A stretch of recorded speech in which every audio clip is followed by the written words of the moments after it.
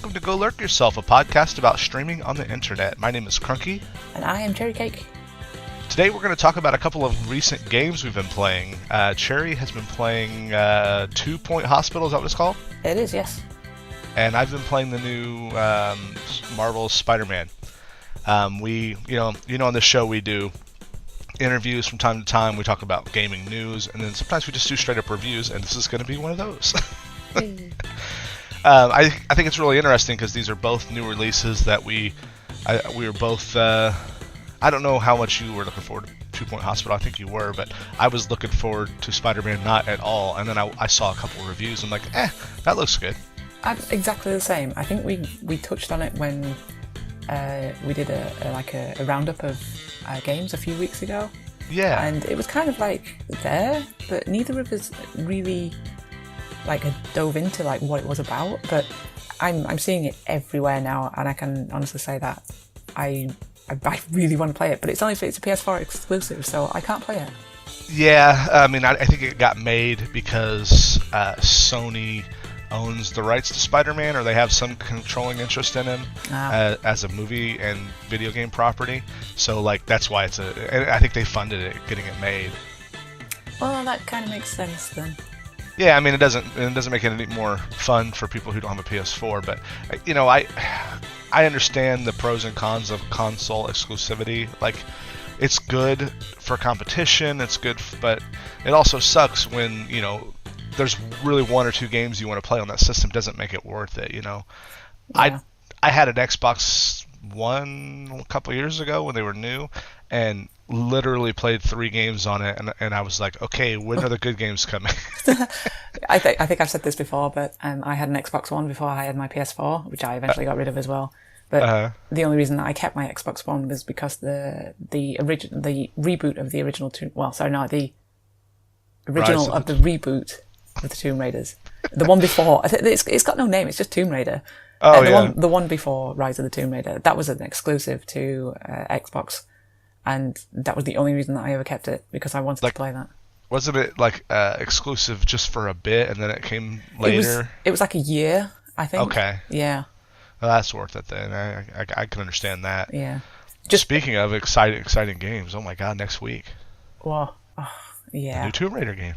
I know. I was going to say you might not see much of me, but I will be streaming it, so you'll probably see plenty of me. I'm so ridiculously excited for this. Are you starting it the 48 hours early? No. I will be waiting. Some people judge me for this, but I don't care, because you can call me sad. But I've taken a week off work because I want to play this so much. My birthday, it gets released on the 14th of September, it lands on a Friday. Yeah. Which is fine for those that, you've got the weekend to play it. Yeah. My birthday is on the 16th, which is the same as your wife's, the Sunday. Yes. And that falls on the Sunday. So I plan to get it on the Sunday and then just have the entire week just to play that game. I really want to enjoy it, and I hope I haven't hyped it too much in my mind for it to let me down. I mean, you took a week off work and you're planning your months in advance how you're going to play it and when you're going to play it. Now you haven't hyped it too much. Shut up. So I'm just thinking through. You're going to get it on Sunday? Yes. Yeah. Are you waiting to get it on Sunday because that's what somebody's going to get it for you on your birthday? Yeah. Okay, I was going to say, how are you going to be able to sit there on Friday night and watch everybody play it, knowing what's going on? I've curved myself and not fallen victim to any kind of spoilers or any kind of gameplay. I've seen really, really minimal things, stuff that's highlights of what you can do, but it's been maybe 5 minutes worth of gameplay that I've seen, so. So you're not going to watch D streaming on Saturday? Unfortunately not, no. I'll pop in and say hi, but I won't stay around. Yeah, I actually she'll probably stream it Friday night if I had to bet. Is she not getting the early pass? No, I offered her the deluxe version because it comes with the DLC, yeah. And the 48 hours access. She's like, no, I want to wait till Friday. I don't want to get it early and then have to break up my play session. She wants to play a big section of it. Plus. Yeah. After last night, I'm actually going to interview her later this week about Dragon Quest XI because that is a game that she's so totally into. Oh, please do. I caught a little Yeah. bit of that on the tail end of just before I went to bed, and I was quite impressed with it. It's not a series that I've seen before. And you said like they're on Unreal 11. Yeah, so it's convoluted, like because it's 3 decades old. The series, right? It started. It may have started before this because it's from Japan, but I think is it Square that makes that game? I don't remember. It seems like Probably something not. that they would do.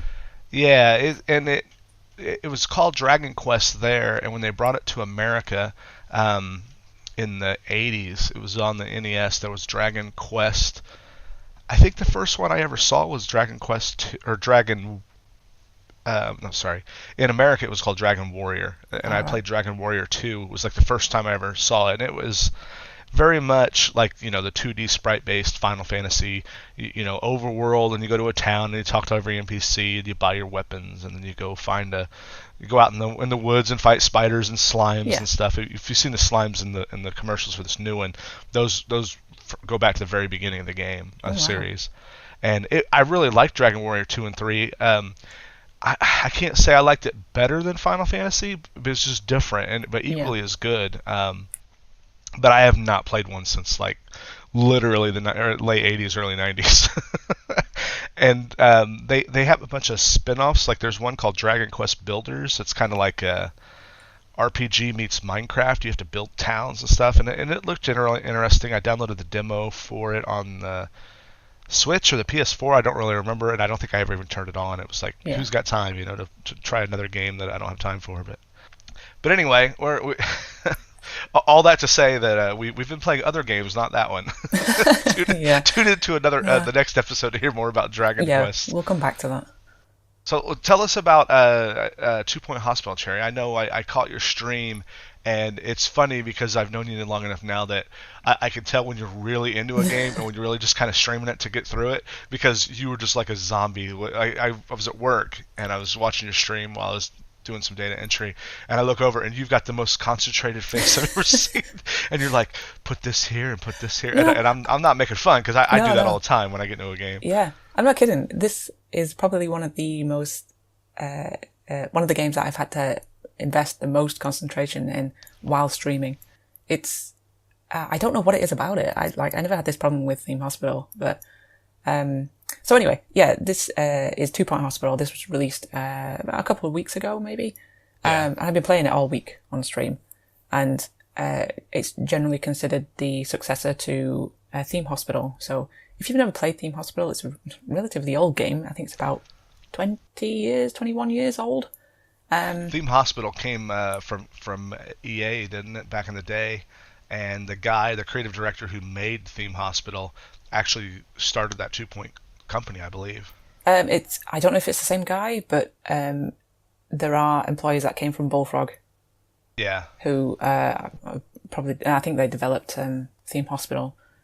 So if you've ever seen that picture that floats around on the internet of all the companies killed by EA, Bullfrog's one of the first ones on there. Oh, I remember you telling me about that. You said they bought them out and then they immediately just shut them. Well, here's what EA does. What they've done. I can't say that they're still doing this, but they would snatch up a development house right as they get hot. Like Bullfrog had a couple of big hits, so they would come in and they would say, "Hey, your ships come in," and they would buy them out. Basically, all the top brass, they would pay them to leave, and then EA would have controlling interest of the talent. And what they would do is they would strong arm them into pushing a game out. Ready or not, your game's coming out, and a lot of times those games that are forced out without support structure have bugs, or they're broken in some way, or they're not quite up to snuff of the predecessors that had the TLC and the time baked into it. Well, because EA is very smart / litigious / dirty, depending on how you look at it, they put all these things in the contracts that if your new game doesn't meet all these sales expectations, then you don't get your bonuses, you get laid off, or they just shutter the house completely. So they come in, cash in. They buy it, cash in on the name and the goodwill that development house has done by making quality games. Force them to put out sub-quality games, and then use those low sales numbers to justify shutting the place down. That's unfortunate. Yeah, I mean it's the business, and EA keeps doing it because it makes them money. They squeeze the blood out of that turnip, so to speak, and then move on. But sorry, I'll get off my soapbox about that now. No, it's fine. We already had a rant about EA when we did Destiny 2 podcast. So. Oh, yeah. But I love EA. It's funny because I've been telling you about this. I think I've been listening to this very good but extremely long and like almost too much detail. It's called The Ultimate History of Video Games by Stephen Kent. Yeah. I've been listening to the audiobook version of it. During while I'm doing chores and stuff, and it was so interesting because on the section where they talked about EA back in the early days, Atari would not give their talent much recognition or money. They would basically put all the fame and fortune on the salesmen and the executives. And when EA was founded by a guy whose idea was give the talent all the rock star treatment, make them the showcase of what our development house is all about. That's why it was called Electronic Arts, with focus on the art and appreciating that. And how they've changed. Yeah, that's definitely not their ethos anymore, unfortunately. But sorry, I keep derailing your review. Please continue. It's fine. It's interesting. So yeah. Anyway, this is what most people have referred to as the successor to Theme Hospital. Basically, Theme Hospital it's a management game. You play as the Overlord, I guess you could call them, and it's your duty to build a hospital, make it run. Make everything go okay, cure patients, make income, and basically that's the gist of the game. And this is exactly what 2 Point Hospital is as well. It's pretty much just an updated version of Theme Hospital, but it's a lot. It's very, very refined, very finished. It's if you haven't played Theme Hospital, you won't get some of the references that occur in 2 Point Hospital, but there are a lot of similarities to the two games. They have like the same announcer that comes out with some very witty quips, and some of the illnesses that you encounter with the patients that come into your hospital. They're in the same vein of humour as Theme Hospital was. So you get like in the first level, you encounter a illness that is called lightheadedness, which straight off the bat you kind of think, oh, there's someone feeling dizzy. But when you look at the patient themselves, they have a light bulb for a head. So it's literally taken lightheadedness as like a literal. The humour of that game is so good. Yeah, it really is. I honestly thought it was kind of a very British kind of humour, but from what people have seen or what people have said in chat when I've streamed it, it's quite a universal thing, which I'm quite happy about. You know, it reminds me of that show, like the animation art style and kind of the quirky humor reminds me of that. I think it's a movie, Wallace and Gromit. Oh yeah. Oh yeah. Just the quirkiness of it, and like the way they're kind of lanky when they walk around. I love the humor because even you know way more. You probably already have this to say, but when people go to get their lightheadedness or other ailments fixed, they literally have a machine that takes their head off. Yes. Yeah. Puts a new one on there, and it's so stupid, but it's I like everything about that game from what I've seen. I've not played it, but I've watched you and I've watched Metal Parky play it, and it just you guys are smiling from ear to ear while you're playing it, and I understand why. It's just so everything about it's just light and breezy and fun, and but it is a good management sim too. Yeah, it's a ridiculously charming game. Like there's a lot of detail in it that you don't necessarily see at first glance, but when you can literally zoom in down to ground level, and if you take note of some of the patients that are around, or even just some of the doctors, if you sit and watch them, they will do like various different little animations. And there's one in particular that was brought to my attention actually, which I hadn't seen before, where a patient comes in, they check in with the receptionist and they go and sit down on the bench that I provided. They will sit there and they will cough, they will sneeze, and they will fart on the bench and then waft the fart up to their nose and smell it. There is a literal animation for that. Oh my god. Yeah. So this humor in that game, I was trying to remember, and I did a little bit of reading here. Mark Webley is the video game developer who, he worked with Peter Molyneux and Gary Carr to form Bullfrogs. Right, yeah. Bullfrog Productions. Later on, and that's who made Theme Hospital, the original. Yeah. He later went on and formed Lionhead Studios, which he co-founded, and made a game called Black and White. Did you ever play that? Yes, yeah, I remember Black and White. That humor is in there too. And then he took over as head as Lionhead after Molyneux left, and in 2016 he founded a studio called 2 Point Studios. Have you ever heard of that one? Yeah. Sounds familiar. Yeah. So I'm assuming that 2 Point Studios is going to put out more games. I have no idea. I hope they do. If it's in the same line as what 2 Point Hospital has come out to be, then I would encourage them to do more along the like management style games. I tell you, it does remind me of Planet Coaster as well. Yeah. Particularly the style. I know you were saying it's like Wallace and Gromit, which it is. But it reminds me a great deal of Planet Coaster as well. That's a great game too. Yeah, it really is. And it also reminds me of that because the level of detail that they go into in the management side of it as well. So I'm casting my mind back here. I haven't played Theme Hospital in a very, very, very long time. So I apologise if I get this wrong. But 2 Point Hospital to me seems like it's got a bit more depth to it in the management side. So you can like specify what jobs every single doctor or every single assistant or nurse, whoever you employ, can do. So if you have a certain doctor that is specialised in psychiatry, for example, you can say you will only work as a psychiatrist. You can't go into general diagnosis or into the GP's office, anything like that. And you can also like adjust wages to make them happier, or promote them as well. I think promotion is a new thing. There is still training in the game where you can train the doctors and nurses, etc. But I think you can specify what you want to train them in. So if you have a doctor if you employ a student doctor, which is like the base ground level doctor that you can employ, they have no qualifications at all apart from obviously being a doctor.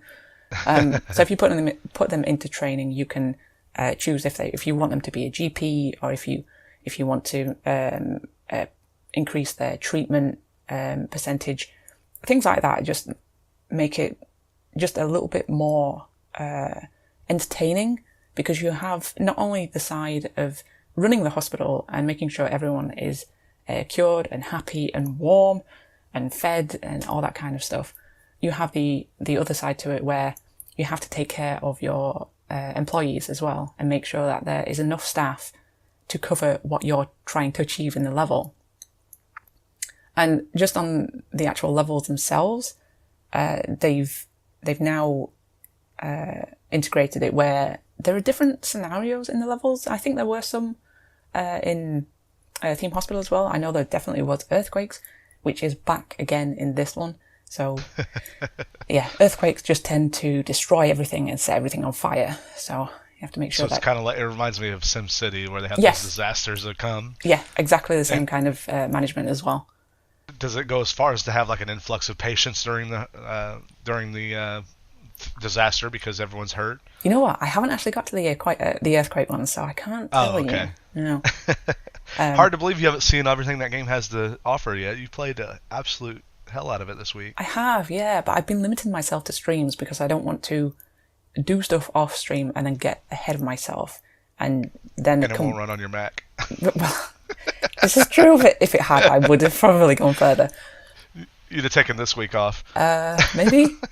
To be honest, when I first heard it was going to get released, I was excited for it because I have really, really fond memories of Theme Hospital back when I was a little kid, I guess. It was like 20 years ago. When you were -5? I wish. I think you were the first person to tell me about this game. Yeah, I think it was, because I had never heard of it. yeah, it was on I think the same roundup, actually, weirdly, that we're doing 2 Point Hospital and Spider-Man again, because I think we mentioned these two on the roundup podcast that we did a few weeks ago. Yeah, I think you're right. I think that was that discussion was the first time I'd ever heard of 2 Point Hospital, but it looks like a great game, and it wasn't even a $60 game. It was only like $30, right? Or $35? Yeah, you could get it for less than £20 over here. Wow. And it is, for the price that you pay for it, you get so much game out of it. Yeah, it's totally worth the price. I've seen it listed in America too.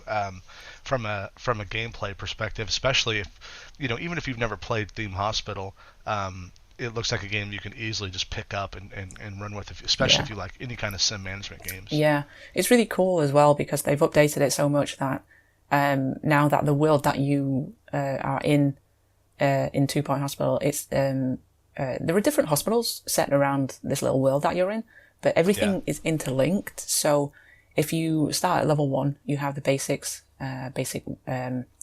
treatments. You start off with one particular illness that you might get in that level, and then it gradually progresses. But then when you get to like a research level, which is in the game because I've just done it, you have the ability to research into different types of diagnosis, or research in different rooms to cure different illnesses. You can then go back to the level 1 and input those rooms into that first level. So you're not limited by each level. You're not just solely stuck to that one particular illness, which I think it's so it's kind of like a bigger meta game. Yeah, it's a really cool little in-game world that they've created. It reminds me of. Did you ever play SimCity 4 that EA came out with? Remind me. It's the one where the disaster of the launch. It was maybe 2014, where they tried to force always online, and they said it. The reason that they did that is because the sophisticated systems of everyone being interconnected, which is all turned out to be horseshit. But I just think it's really funny because what happened is EA bought up and started publishing The Sims, and they changed everything to monetize as much as possible. When's the last time you looked at a Sims game? You can't just get in that game and buy and play it. You have to buy all these packs. And if you go to Steam and say I want to play Sims 4 and click install all DLC, it's like $300. Yeah, it's a lot.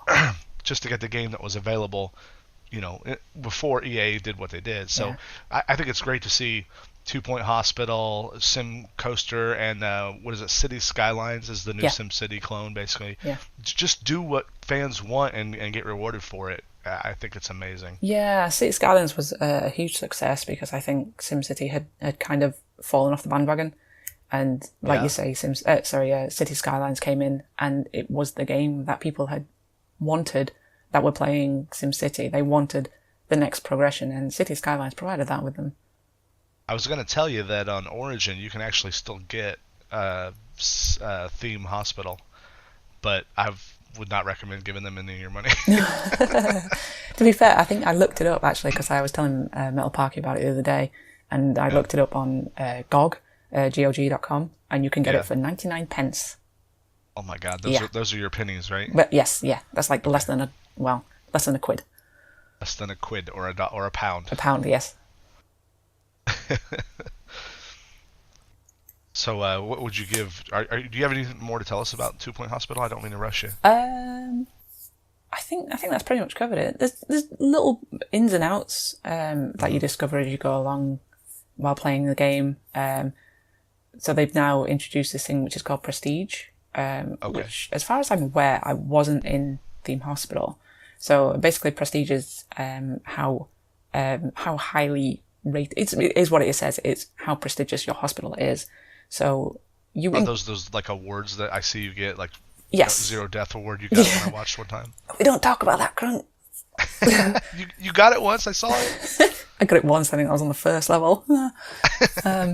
Hey, no one died. That's why I'm just trying to give you the positive praise. Yes. If anyone does catch my probably future streams on this, I am so bad at letting people or having just people die. But apparently that is like a massive learning curve in the game. Because my friends that I've talked to that have this game, they said that you just end up with patients just dying left, right, and centre, and there's nothing you can do about it. Sometimes they've waited too long to be seen, to be diagnosed, or the treatment hasn't worked and they've just keeled over. But I will give them credit when they do actually state that they're going to die. They go into like a space in the hall. They don't do it in a room or in a crowded area, and find a space and just fall over, and then sometimes turn into a ghost. Ghosts is a new thing apparently as well. That's so funny too. Yeah. And like a little janitor comes out and sucks him up with a vacuum cleaner. Yes, exactly, yes. And that is another thing that you have to have the janitor to be able to take care of ghosts. That is one part of the training that they have to go through. So, yeah, everything about this game is it's so cute. Even, like you said, like the ghosts, even they are adorable. Even when, like, someone comes in with a pan on their head and it's called a pan... Oh, I can't remember. Is it pandemic? I think they call it. I think that sounds right. Yeah. That's the cheesy pun associated with pans that came to my head anyway. Yeah, there's a lot of puns. Although my favourite one so far, which Metal Parky will disagree with this because he is terrified of clowns, which is one that's called Jest Infection. And they come in dressed as a clown. So there's that. Is so funny that he's so scared of clowns. I know. That Metal Parky has like 1,000 metal piercings all over his head, but he's afraid of clowns. It's a rational fear. I know a few people that have got a fear of clowns. I don't understand it myself, but I'm not picking on him. I have a irrational fear of needles from my childhood, and like literally just talking about it, my knees start to get weak. I mean, it's not something you can control. Yeah. But it's just funny the juxtaposition between, a guy who looks like a total badass with all this metal around him, and he's like, but I'll kick anyone's ass, but I'm afraid of clowns. Wait, does that guy have an orange wig on? Get the hell out of here. Kill it with fire. Right. So you would definitely recommend 2 Point Hospital to everybody but people who are afraid of clowns, right? Oh, pretty much, yeah. No, if you enjoy management style video games, or if you have played a Theme Hospital in the past, definitely pick this up. For the price that it is, it's definitely worth a try, and it's a lot of fun, and I really think that you'd get a lot of gameplay out of it for the money that you spend on it. So I've not got a chance to play it. Have you? One thing in a management game that I find is like it's really fun, but then like repetition can kind of set in, and then that kind of kills, for me anyway. I mean, it's not the same for everybody, but that kind of kills the love of the game. But usually that's 100 hours in. Have you seen any of that in Theme Hospital or in 2 Point Hospital yet? I honestly haven't so far. I think because they've done a really good job in diversifying the levels themselves. Because like I was saying, like you can have one particular level which it will introduce you to a specific illness, and you have to deal with that illness. But then that illness will be taken over to the next level or the level and beyond. But they will always introduce a new kind of element. So there was one particular level that I had to deal with training, one that I had to deal with research.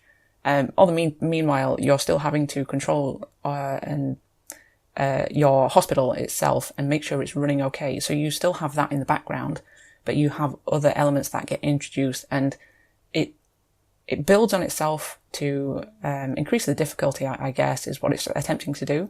So there's always something new that is being brought into the level. A bit. Yeah.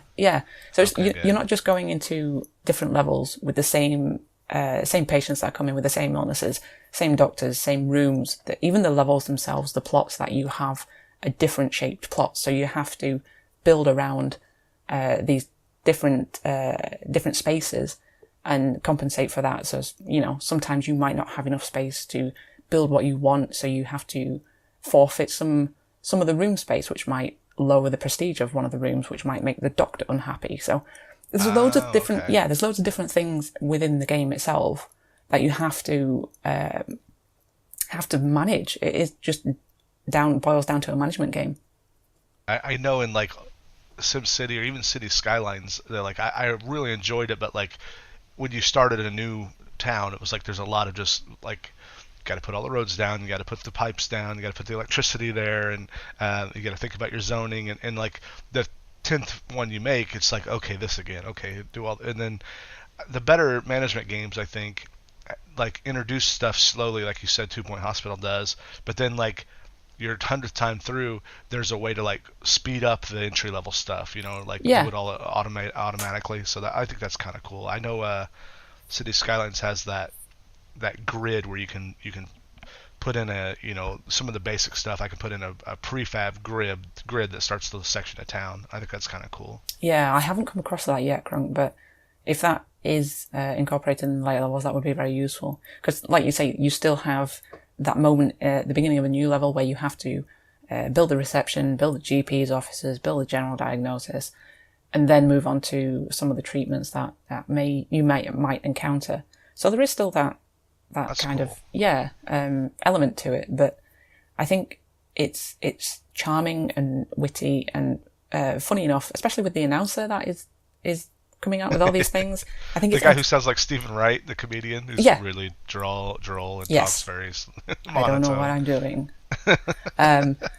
I think that is so well done that it does keep you entertained enough to get past that first little part of the level where you're literally just building stuff and planning stuff out. So yeah, I would recommend it if you like that kind of game. I'm actually thinking about picking it up, but I was just sitting here going, I was last night wanting to play some more Spider-Man, but I ended up watching D stream that game for quite a bit. And then you were like, oh, I want this game now. I was like, I want this game now, and I want on 2 Point Hospital, and I want 24 more hours in a day to play them all. So many games, so little time. Oh man. Anyway, speaking of Spider-Man. Yeah, so we talked, a couple weeks ago. I think it was like one of the last games we talked about too, almost like an afterthought. And then I think I told you about this already, Cherry. But for the listeners at home, I was at work, getting ready to leave, and I was just checking my phone, and I saw the reviews start to come in on Tuesday for Spider-Man, and it was really high, like 8s and 9s, some 10s across the board, and it appeared to be like something worth looking into. So I thought, okay. Last one that I bought because the reviews were so good that it was undeniable was God of War, which I did not finish. I love that game, but it was just something about it was a little bit of a slog, and I other games came up and I stopped playing it. I still plan to go back to it and whatever that other robot dinosaur game is called. I plan to go. Horizon Zero Dawn. Yeah, the most generic name for a video game ever. Horizon Zero Dawn. What does it mean? Maybe if I actually played it to the end, I'd understand why it's called that. But maybe so. But anyway, so I thought, well, I remember back in GameCube days, there was a Spider-Man game that I had that was fun, and the open world of being able to shoot web and swing through town was really cool, and it was brand new. You'd never seen anything like that at the time, and this one has that in it. I expected that. I expected it basically to be GTA with Spider-Man running around, and it was made by Insomniac Games, who made what were the games that Insomniac made? Ratchet and Clank, bunch of they're basically a Sony first party or second party, I think they call them. So Sony funded to get this game made, and I expected it to be really good as an action game, kind of like GTA, but with Batman Arkham Asylum combat, and it's mostly that. What I didn't expect was it to have like Last of Us level cinematic feel and great story missions. Like there was I'm not going to say any spoilers, but there is a character death in it. I'll just say that one of the characters unexpectedly dies in it, and it was a very moving scene. Like the facial animation in this is a little odd. Like it's got a little bit of that uncanny valley stuff, but is it Spider-Man? Did Spider-Man die? No. Oh, I mean, not yet. I don't think Marvel's going to let him do that. I'm curious have you ever seen any of the Avenger movies? Yeah. Have you seen the newest one? I haven't seen the one with Spider-Man in it, no. Okay. So Spoiler alert, if you guys don't want to know what happens at the end of the new Avengers movie. Do you want to know, Cherry? I think you already know. Yeah, sure. Why not? Skip 5 minutes ahead. Basically, at the end of the new Avengers movie, Thanos, who's the villain, he puts together this magic glove. I'm not kidding. He puts together a magic glove with stones in it that gives him the power to snap his fingers and wipe out half of all life in the galaxy. Wow. And literally, like, half the Avengers turn into dust, including Spider-Man. No. So I think this game takes place after the next movie, or maybe during it. So I keep half expecting Spider-Man to turn into dust at some point during this game. But I've not got to the end of the story missions yet, because one of the things that I like and hate about this game is that my OCD kicks in and I've got to do all the missions. So, in GTA you open up.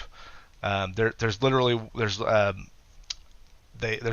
a homeless guy that you meet at the shelter who is missing his pigeons. You have to go chase them down and literally chase them through town and catch them. That's the most generic one. The rest of them, Harry Osborn, who is the Green Goblin's son, or not the Green Goblin, whatever the guy from the first Spider-Man movie was, his son. The Hobgoblin? Oh no, Yeah. Hobgoblin. Oh yeah. It's Green. I think it's Green Goblin. Green Goblin. Yeah. Spider-Man has both of those as villains, and I think it's Green Goblin, but Green Goblin's son as Harry Osborn is not in the game so far. I'm 50-60% through it, and he's not in there, but he's left behind all these R&D centers. So throughout the game, you'll go find these R&D centers on top of buildings, and they're that litters the map with them once you discover one, right? Yeah. Then each one of them's different. They'll be little video gamey stuff like go spray this park for there's an infection on the loose, and then the next one is go install these radio towers. It's very much just busy work, but it's so well tied to the story and to the characters of the Spider-Man universe that I've said over and over again on my stream this weekend that what's really good about Spider-Man is the attention to detail, and that the game is better than the sum of its parts. Like, if I just describe it to you, every little piece of it's very video game-y, but because all of the attention to detail in the story, and I'm not a Spider-Man guy, I'm not even a big Marvel guy, I like the movies, but I'm not fanatical about it, and I don't have I never read the comics or anything like that. It's a good movie, right? Yeah, yeah. But this game is really something special. You can tell that it had the time it needed to be made correctly. Everything about it is top tier. There's the only thing that I've run into is I think my PS4 has a bad hard drive or something wrong with it, because it took 35 minutes to install, and I've had to install the game from the disc, and I had one play session where the system was saving and it just said we've encountered an error, and I literally lost 10 minutes. Yeah, and I've never seen that before. It's like, if I wanted random crashes, I'd just play PC. Come on. Ooh, burn. Yeah, but I did a little bit of Google searching about this issue, and then one guy says you probably have a bad hard drive with a bad sector on it, so you need to completely reformat your PS4. Yay, fun times. Sorry, I had to cough there. No. So Spider-Man has got it's got great combat. I think it's better than Arkham Asylum. If you guys have never played the Batman Arkham Asylum game, yes. I think Batman Arkham Asylum is great, but toward the end of it, when you start unlocking everything, it becomes almost too easy to have fights with millions of dudes, and it just takes forever. Yeah. What was the Lord of the Rings game that was kind of like that? Shadow of War or Shadow of Mordor? Yeah. That game had that too, where you basically, once you got so powerful enough, you were almost invincible. I mean, and you could just take on waves and waves of orcs or bad guys in Batman games. Spider-Man is not that game. Spider-Man doesn't have armor. He's not a big, hulking dude. He has cool gadgets and suits, but I have. D said, I know you like this game, but you're cussing a lot. Yelling throughout the house. I've died quite a bit, and the opening like intro level, you fight and capture Kingpin. Spoiler alert. And I know I'm not the best video game player in the world, but Chichen, who I watch, plays, he does no-hit runs of Dark Souls and all this crazy stuff. He died in the first opening mission and made me feel a lot better about myself. I said, man, I said, I didn't know if I was just terrible or if this game was hard. I said, but when I see you die here, I know it's not me, it's the game. Okay. But, and that can be frustrating. Like, it seems to me, I don't know this for sure, but because I went, I'd only progressed the story missions like 4 or 5 times, and then I started opening up all these things to do in town. It has the Ubisoft towers you have to go unlock, and then once you unlock the towers, you can see where all the stuff is in that zone. I was just flying through town doing everything, and I think the random crimes that pop up, like there's the Fisk, who is Kingpin's men that are left over, and then there's another like I want to say Japanese gang called the Demons that come in, and they're run by another villain. They do a really good job of introducing new villains and reasons why the bad guys have these like hideouts everywhere, and it evolves with the story, and it's related to the story. That's where I think the game's strength is. There's nothing in the game that exists just because it's a video game. Yeah. All the things that they do tie directly into the plot, not just the Spider-Man universe, but the actual plot of the movie, the movie, the story that's going on in the game. One of the kind of video gamey fetch quest things you get is there's a character named Black Cat who has left you like rooftop perches where there's a camera set up, and you go and she leaves you a pre-recorded message, and you have to use the camera to like look around and find the little cat she has behind. And I thought, well, okay, this is the one where it's just like a boring fetch quest, right? Yeah. Nope, it's all tied to the plot. After about the 4th one, you realize that she's giving you clues to find out like the lawyers and the people that are tied up with this mafia that you're trying to chase down. I can't say enough good things about it. I know I'm kind of spouting off about it, but I will say it is probably better than God of War for 2018. I would say it's my game of the year so far when it comes to PS4.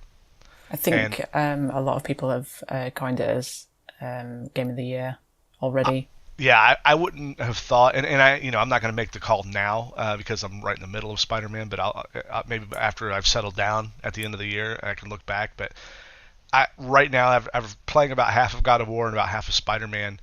Spider-Man's gameplay, and like I said this on stream the other day, I think for me anyway, and maybe not everybody's the same way, but the joy from just moving around in the world is a big deal to me. I think it's why I gravitate more toward like Super Mario or games where you can move fast. I've talked a lot about Titanfall 2 being very fluid movement.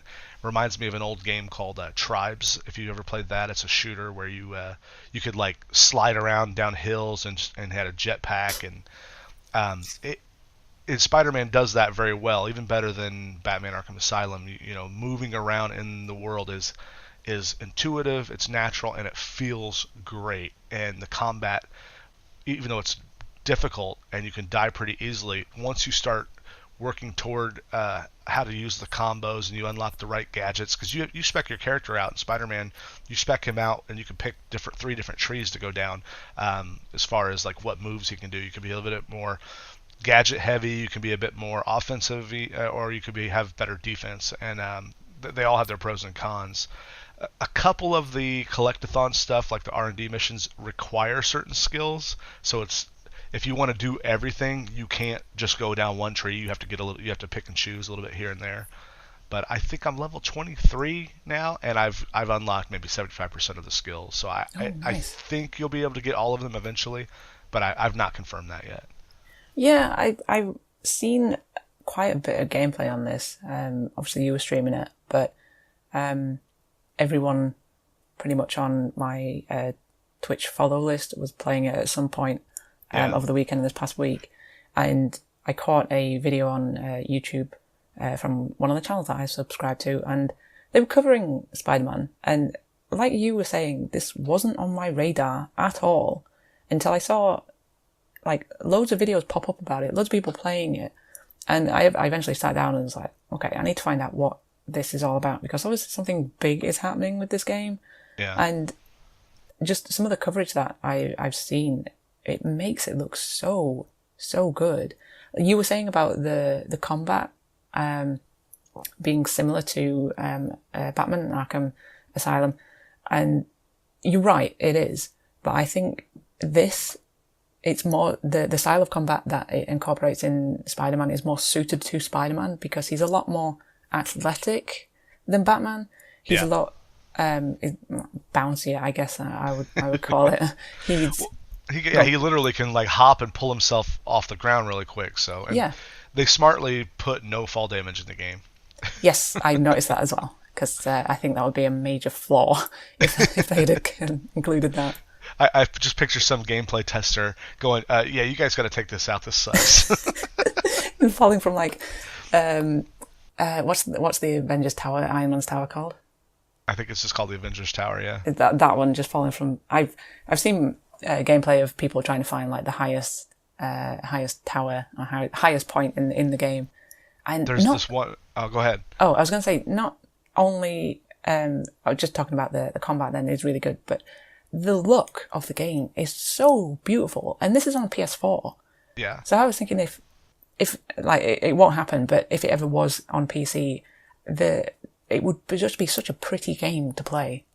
Yeah, I didn't really talk about the graphics yet, and because it's so much like taken for granted. But you're right, it pops off there because it's if you look at a Batman game or movie, what do you think of? It's dark, shadows, because that's Batman's character, right? Yeah. Spider-Man's never been that way. If Spider-Man's been all about bright colors popping off. If you look at the cover for the actual artwork for the new movie that came out called Spider-Man: Homecoming, he's like laying on a big red bridge, or I don't know if it's red. He's laying down. He's got a yellow jacket on. He's got reds and the blues popping off, and it's bright. And the game very much follows in that tradition. It has tons and tons of daylight. It's kind of interesting because as you play the story, like literally at the end of one of the story missions, he goes home for the night and he goes to bed. And then when you wake up from that story bit, it's now dark outside, or it's the next day. So there'll be sections where it's rainy and nighttime, and you can go do all your collectathon stuff at any time, but it knows what day it is. And that's very interesting. It specifically says it's the year 2020 on Peter Parker's phone at the very beginning of the game. Oh, and I'm nice. trying to figure out how does that fit into the Marvel universe. I don't know. So is there a definite connection to the movies then? Or is it just implied?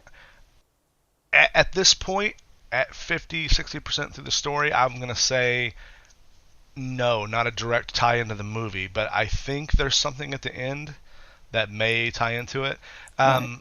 I only know this from talking to people on the stream. I don't follow the Spider-Man comic books. I've only seen, I think I've seen all the Spider-Man movies, but I'm not like, I don't get them on the day they come out and looking forward to them. I like to see movies. So the story happens to have a guy named Miles in it, who is a son or stepson of a police officer, and someone tells me that he is it's bad to say it this way, but someone says, "Oh, that's Black Spider-Man." I go, "What?" This kid, I guess, in one of the comic books, takes over and becomes Spider-Man when Peter Parker's hurt or killed, or maybe it's an offshoot. So this character is in the story so far, and Peter Parker is becoming friends with him. So I'm curious to see what's going to happen there. Ooh, one of the reviews that I read about this game earlier in the week was that they definitely left it open for a sequel. Oh, so nice. We'll see. Well, we shall see. Maybe by that point I'll have gotten a PS4. So. Yeah. I mean, how many games are out for the PS4 that you really want, though? Yeah, good point. I would really recommend it to people who love Spider-Man, who love or who have a PS4. But if you don't have a PS4 and this is the only game you're looking for, I would say maybe wait until it's on sale. Wait till you can find a good deal on it. Because to me, as much as I'm enjoying it, I think it's going to be the game that once I finish the story, I'm never going to play it again. Yeah. There's not much Yeah, replayability to it. because the story, while it's really, really, really good, you know, you could just go watch the story on YouTube, I guess. Well, yeah, yeah. At some point, I'm sure someone will have it up there. But so two pretty good games this month. We're kind of spoiled, and then you've got the game you've been looking forward to all year coming out next week. Pretty much, yes. Then what are you going to do with your life? I don't know. I think I'm just going to be bitterly disappointed with the rest of my life. It's all downhill from here. Yeah. Well, they say this is this the third in the trilogy for Tomb Raider? Yes, it is. Yeah. So do you think they'll be making any more after this one? It's tough to say because I don't know any of the storyline involved in this next one. Because the first one of the reboot was discovering who Lara is, how she it's like starting from the beginning of when she wanted to become a Tomb Raider in inverted commas. She went to Tomb Raider school. Yeah, exactly. An archaeologist. I knew since I was 3 years old I wanted to raid tombs, Mom. Yeah, exactly. And the stupid thing is, there isn't even that much tomb raiding in the games. Not anymore, anyway. Right. And then the second one was just like further progression of where she is, what she's been doing, and there is like an overarching storyline to it, which involves her father and the like lifelong mission that he was on to discover this really, really rare artifact or something. I can't remember off the top of my head. And then this next one seems, this Shadow of the Tomb Raider seems really dark. Yeah. So I don't know what is going to happen at the end of it. But it should be quite interesting to find out. If I read it correctly, this whole trilogy is like an origin story, right? It pretty much is, yeah. Supposedly takes place before all the old Tomb Raider games that nobody remembers happened. Yeah. Well, they weren't very narrative driven at all. They were just, loose setup for a bunch of levels that were in a tomb or a temple. Yeah. But it looks good. I'm not gonna lie. I'm excited for D and you guys to play it, but I'm also worried that D's PC may have a hard time running it. Oh no. Because it's got some brand new tech in it. Like if you look on Nvidia's releasing those 2080 cards, I think they've started to release them now. Yes. There's some tech on it that Tomb Raider will take advantage of. Ooh. I don't know specifics about it, but it's like, ooh. Too bad I don't have $1,200 lying around to upgrade my computer. Well. I know when those do become affordable, I'm going to get one, and then I'm going to give Dee my old graphics card, so then she should be covered for a year or two. She doesn't normally play games that are this graphically intensive, but this is one of the ones that she does want to play. Cool. What about you, Crunk? Is there anything that you're in the very near future that you're looking forward to, or are you just solely committed to Spider-Man at the moment? I was actually thinking about that the other day. I'm there. The fall is coming. The fall rush for video games is usually a good time. There's a bunch of stuff dropping, but nothing big this year. Like things that are on my radar. I'm aware that Battlefield's coming out, but I was watching Snuffus play that, and I don't know if it's because I've been playing like a very detailed and graphically pretty game in like Rainbow Six, but Battlefield 5 looks like barren and like unpolished and just like drab. Have you seen any of it? I've maybe seen like 2 minutes of it. I'm not a big fan of Battlefield franchise, unfortunately, so I can't really comment on it because I haven't really seen anything of it. But yeah, it just, I don't know. It looked like it just looked bad. I think it's because when you play Rainbow Six, they only have to do like one building, so there's a bunch of debris and crap piled up everywhere, and they were in I don't know which map it was, but they were in some European town. It's World War II. I think it's World War II. Snuffus threw me off though because he said WW1 on his stream title. I go, I thought this was World War II, but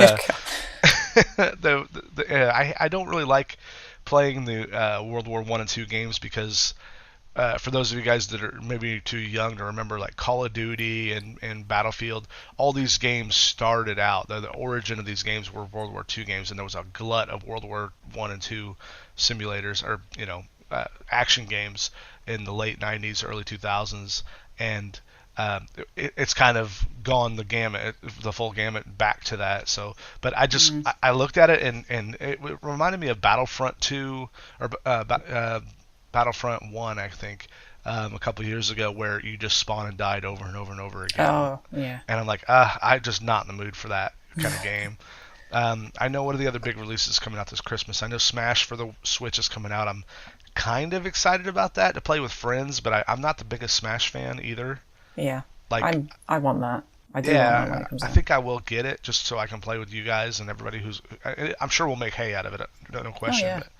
But, and then Pokemon. I've never played Pokemon, but there's a new Pokemon game that somewhat changes up the theme or the franchise a bit, coming for the Switch this year. Not a full-on Pokemon game, but something different. I thought, I'll try that. Yeah, I think that one's probably on my to buy list as well. Let's go Pikachu. Yeah, it's kind of like an indoor version of Pokemon Go. Yeah, so. I think that's what Pokemon Go needed. Like, Pokemon Go was a fad that came and went pretty quick, but Pokemon Go needed just a little bit more depth to it, I think, and maybe will provide that. Yeah, we'll see. Maybe it'll get me walking around town again. Highly likely. Before you knew me, I actually walked a lot. When I especially when Pokemon Go was new, Molly and I would go walk around town and catch Pokemon before she had her own phone. Well, thanks everybody for joining us. We will probably see you next week with if we can pull Cherry away from.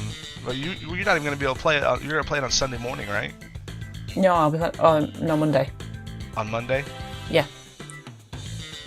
You're talking about Rise of the Tomb Raider or 2 Point Hospital? Oh, Rise of the Tomb Raider. Not tomorrow. A week on Monday. Oh, you're not even going to play it on Sunday afternoon? We'll see. We'll see. Okay, I bet you do. I bet once you have it in your hands, you'll be like, I gotta play this now. Oh, yeah, probably. So, well, then your review for that will be not the next episode of the week, the episode after that. Yes, it will be. Awesome. Well, I think that wraps us up. Thanks for joining us, guys. Bye. Bye.